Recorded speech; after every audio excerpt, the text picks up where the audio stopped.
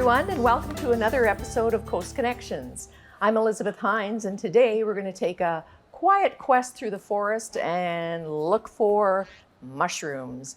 If you've been out this fall, there's been a myriad of mushrooms here on the island, and it got me really curious. I don't know what half of these, well, 3/4, 4/5 of these mushrooms are. So I thought, let's find out together how we can learn about mushrooms. And I found the perfect person.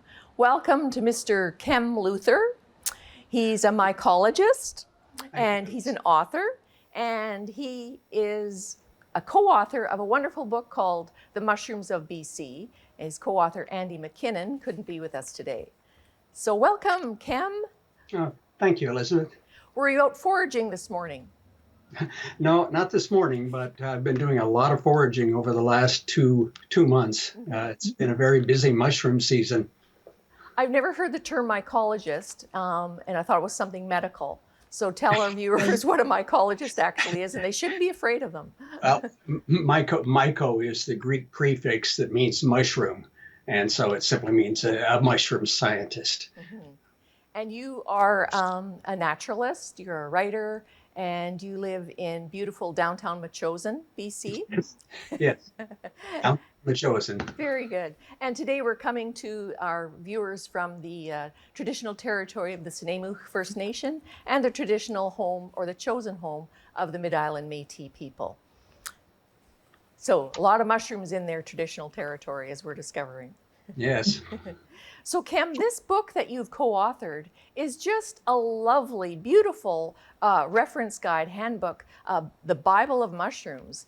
There's about 340 different mushrooms that you have photographed here and included wonderful descriptions of that in your book. How did you do this type of collection? This book is published by the Royal BC Museum. This is actually the third mushroom guide published by the museum. The first one came out in the 1940s, and then there was another one in the 1970s. But it turns out we've actually learned a little bit more about mushrooms in that period. And so it was time to have another book there. Those of us that travel in mushroom circles for the last 20 years have lamented the fact that we did not have an up-to-date BC book on mushrooms.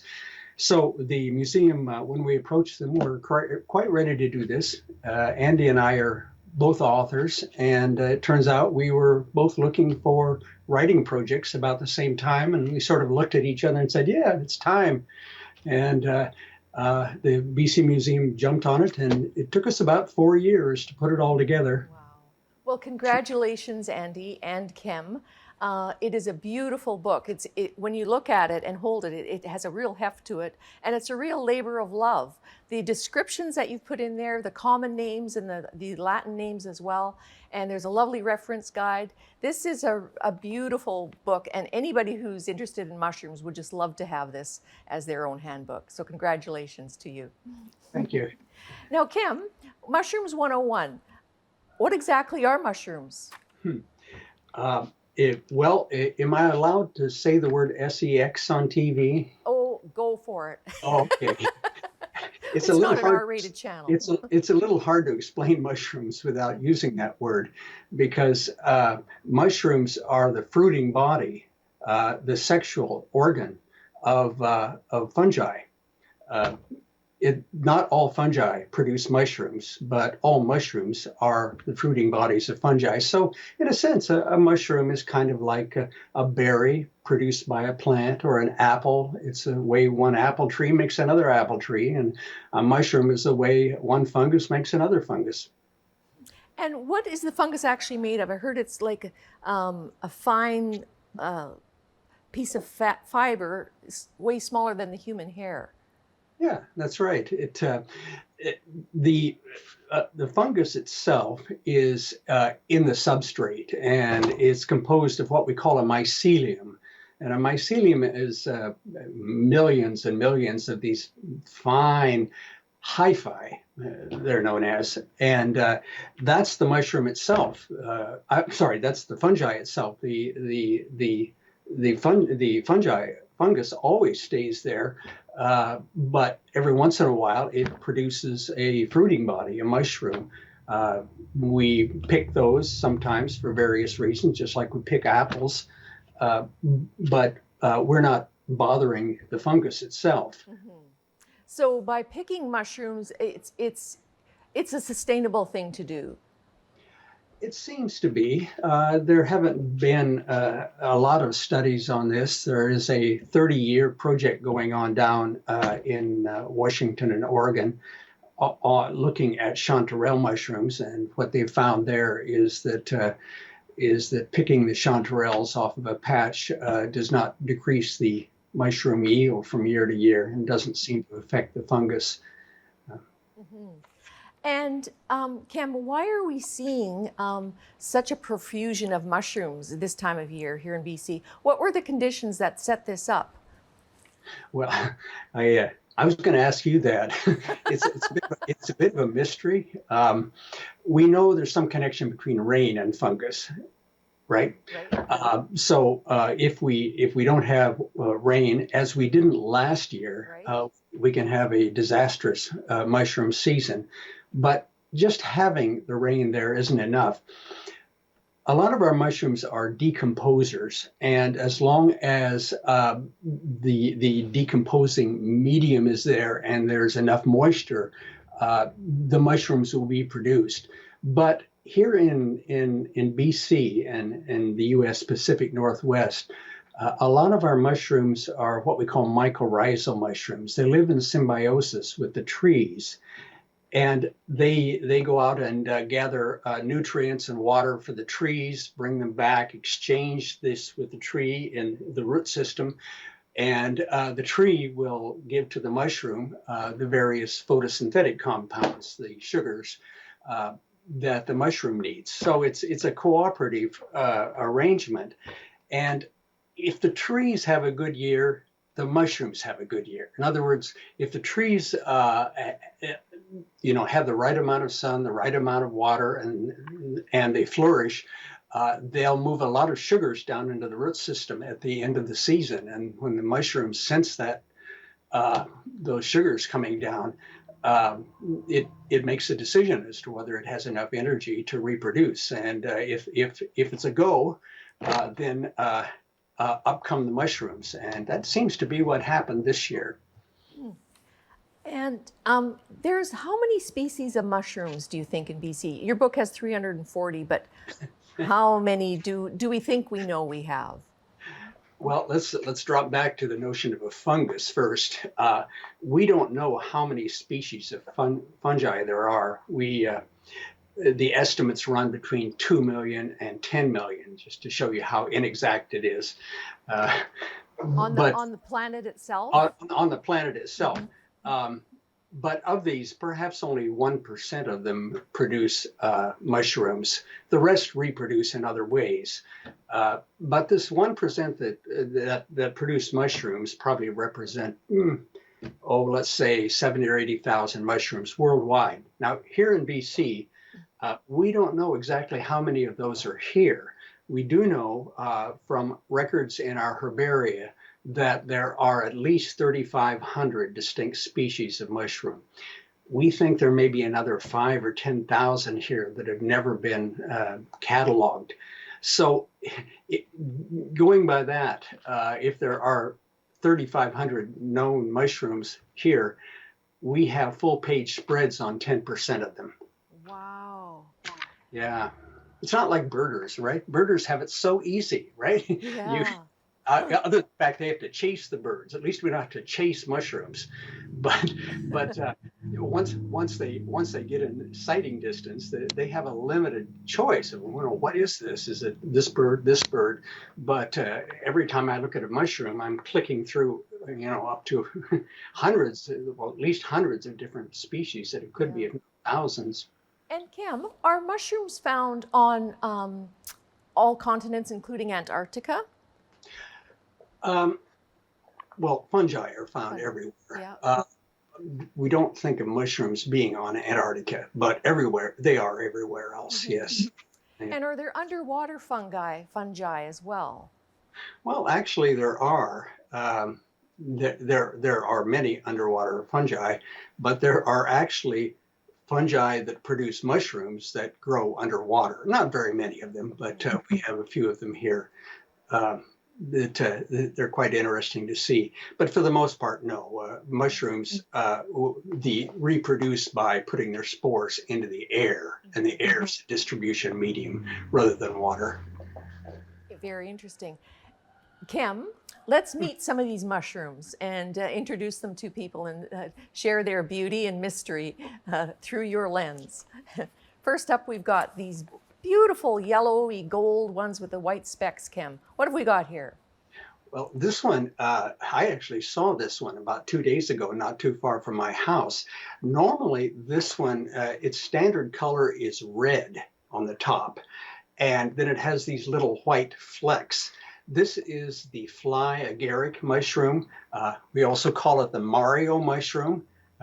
This is the one, if you play any of the Mario video games, you'll find in that game. And if you ask a grade school child to draw a mushroom, chances are this is the mushroom they will draw. So it's a really popular mushroom. It comes up sometimes in great abundance, and some of them can get very large. I've seen caps of this that are 20 centimeters across. Wow. Yeah, it's huge. If it were edible, Yeah. we would all have more than enough to eat. It is, however, well, let's not say it's poisonous, although chances are if you picked it and cooked it, you would get sick. It is actually hallucinogenic, and it's used this way in some parts of the world.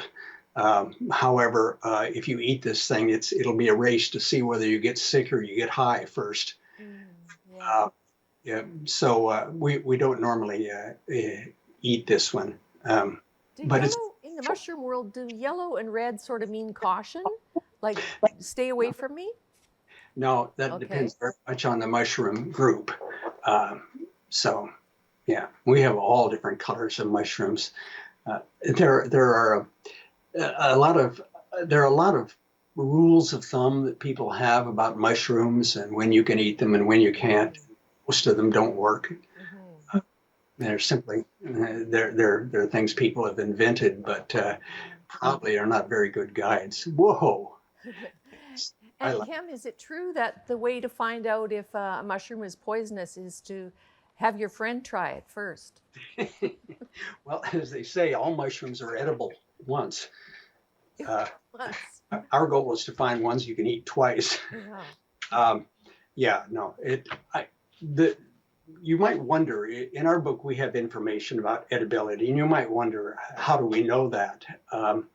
Some of it is based on science. That is, we have looked at the mushroom chemically, and we don't find the presence of certain toxic chemicals there.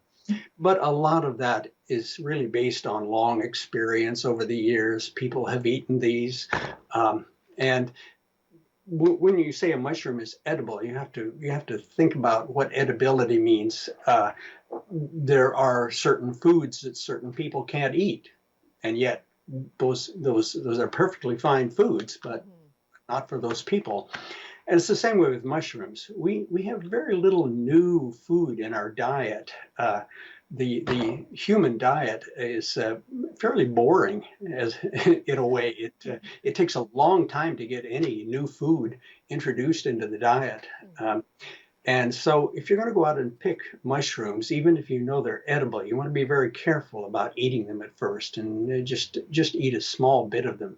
Of course, always cook mushrooms before you eat them.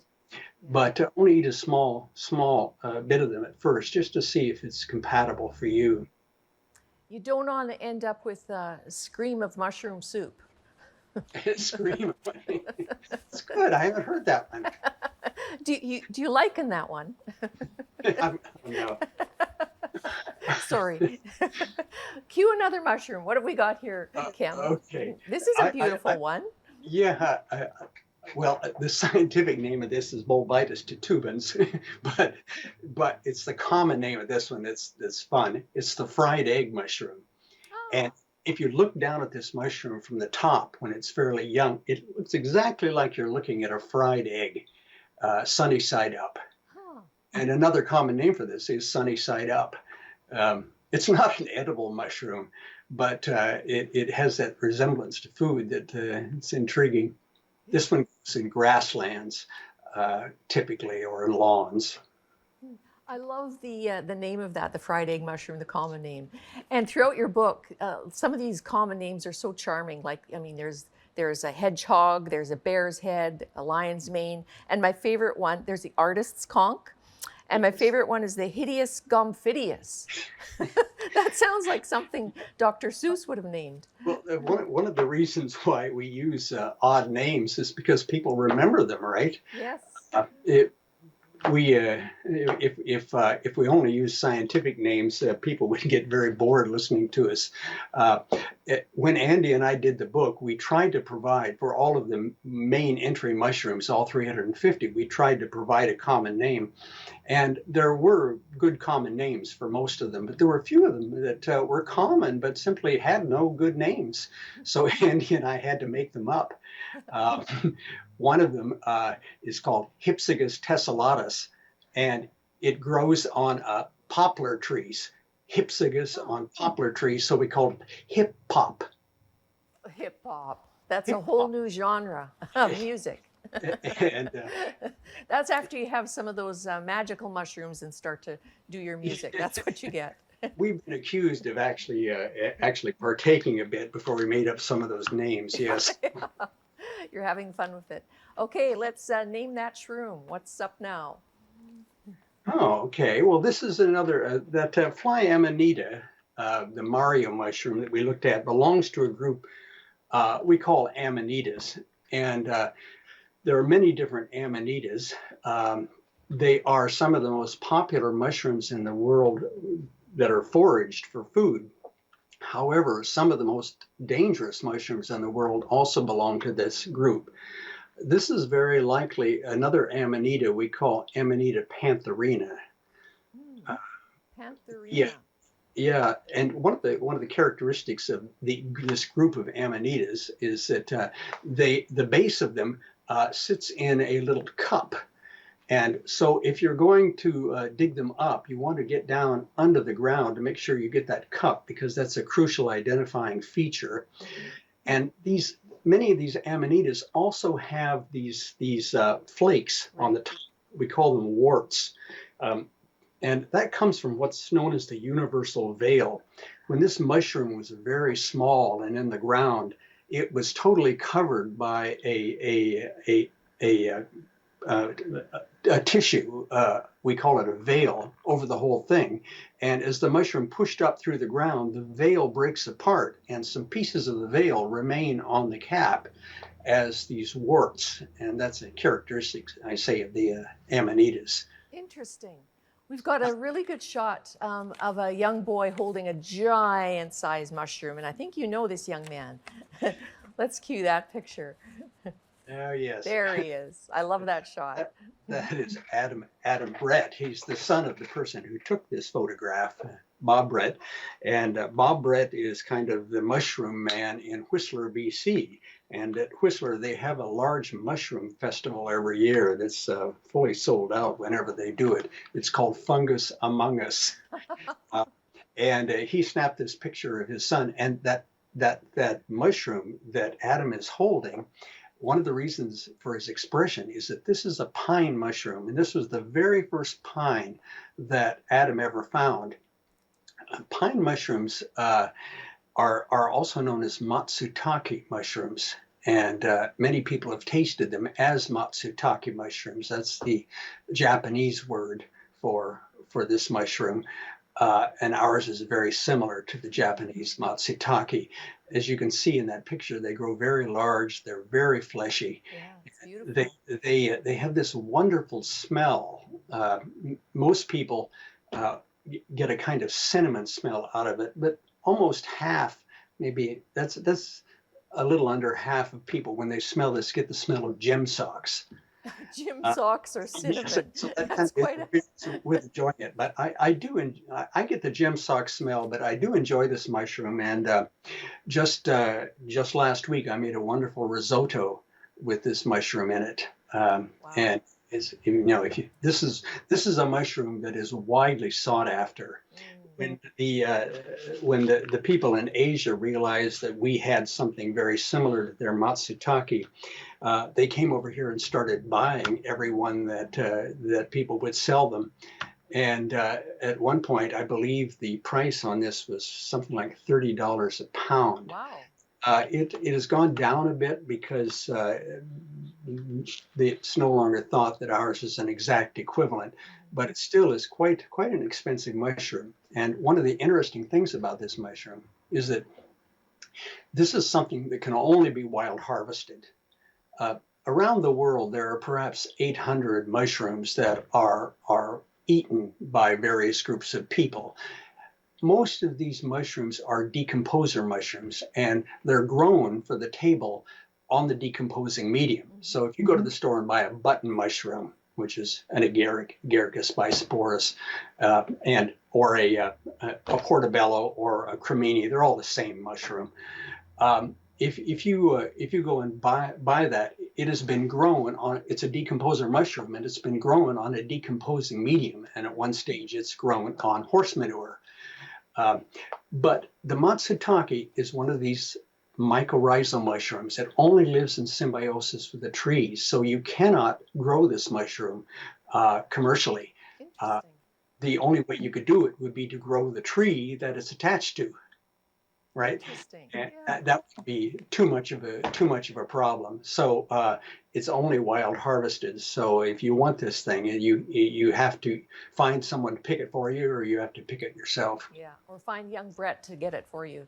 or find young bread. It's a We've got very a really interesting photo of actually blue mushrooms, Kem. I have not seen blue mushrooms ever. Blue mushrooms on a log. And what type of mushroom would that be? I had no idea we had blue mushrooms.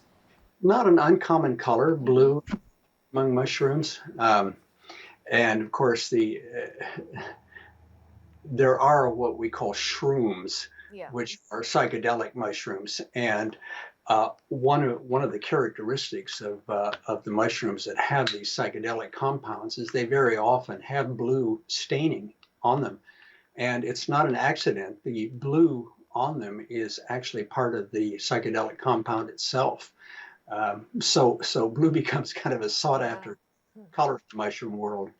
Ken, we have to sort of speed through these last shrooms. We've only got about 5 minutes left, so we're going to play a speedy game here. There's a gorgeous pink mushroom that looks like coral from the sea, or actually this one that's up right now. What do we call this with the Okay, white well, ruffled collar? yeah, this looks like a very young Phaeolus schweinitzii, which it doesn't have a good common name. It's sometimes called the dyer's conch because this particular mushroom is widely sought after by artisanal dyers, and it's used to make a beautiful yellow brown color, and it can have many different shades to it. It is widely used, but it's not used for eating. Very nice. And the small little witch's caps here that we have. What do we call these, Kim? These are mycena, which also comes from this word mycos for mushroom. But when we take kids out, we often tell them they're small like mice. Yeah. They're called mycena. There are many different kinds. They're largely decomposer mushrooms, and there are perhaps 500 different mycenas, and we have at least a couple of hundred in BC. And those who know mushrooms well probably can identify in the field perhaps 8 of them. The rest you have to take back and do some tests if you really want to know the exact species. Cool. Or refer to your book. And what do Wow. we have here? This is very exciting. Well, what you're actually looking at here is water, that is ice. This is called hair ice. And it's something that sticks do in the spring when the right combination of freezing and thawing happens. These bare sticks will shoot out these little hairs of ice, and they'll freeze and get longer and longer. And what this has to do with mushrooms is it has been discovered that this whole process is catalyzed by a fungus called Exidiopsis. It doesn't produce a mushroom, but this fungus inside of the tree is what causes hair ice to happen. And when this happens, it's fantastic. It probably only happens to me every 3 or 4 years. I will be out in the woods in the spring and come across hair ice. Nice. And a lot of people look at it and think, oh, well, it must be a fungus, but it's not. It actually is. Among us. And our next photo that we have here is like little bubbles. Oh yes, this is a decomposer mushroom. It's one of the hyphalomas. They grow in big bunches like this on trees, and down logs more than trees. Wow. They are. I think that's what this one is. It's a little hard to tell just looking at it from the top, and not knowing the orientation of the log. But mushrooms play a large role in decomposition. If it weren't for mushrooms, we'd be up to our wazoos in plant detritus and pine cones and everything else like this. But these mushrooms come along and turn this stuff back into soil. We don't have a wazoo mushroom, I think, but there's a lovely one here. The gorgeous stems on this curling into the tree. Yes, isn't that beautiful? There's another pink coral one I'd like to show as well. This is a Pholiota, perhaps Orovella or Limonella, and they can get quite large. They can be 10 or 12 centimeters across. And notice that this one has a slimy cap. Mm-hmm. Many mushrooms have slimy caps. In fact, slime and mushrooms kind of go together. You may associate that with politicians. We associate it with mushrooms. Well, both are, sort of keep us in the dark and feed us a certain amount of compost material. And the coral one here, Kem. Oh, that is a beautiful Ramaria. We have many, many different Ramarias, and it is really difficult to put exact species names to many of these, but they come in a fantastic array of colors. There are pinks, there are reds, there are browns, there are greens. And they look all the world, don't they, like an ocean coral. They do, don't they, Kem? And it's looking for all the world, like we've got to wrap up here. Our 30 minutes together is just flying by. But you belong to the Southern Vancouver Island Mycology Society Club, and people can get more information there, Kem. And also your Mushrooms of BC book, people can find you there as well. And KemLuther.com, you're available there. Any closing remarks as we wrap up this quiet quest for mushrooms today? Well, I would encourage people to get out in the woods and visit these mushrooms. If they want to learn more about them, try to hook up with one of the clubs. There's the Vancouver Mycological Society and the one you mentioned, the South Vancouver Island Mycological Society in Victoria. There are, over the 2 months of the mushroom season, October and November, 40 to 50 events going on. And if you can just tie in with some of these, get out in the woods and start to learn mushrooms, it's a fantastic hobby. You've been a wonderful guest. Thank you so much, Kem, and happy foraging out there. We wish you all the best with your club. Thank you for joining us. It's been fun to walk through the woods and the forest looking for mushrooms with you today. See you next time on Coast Connections.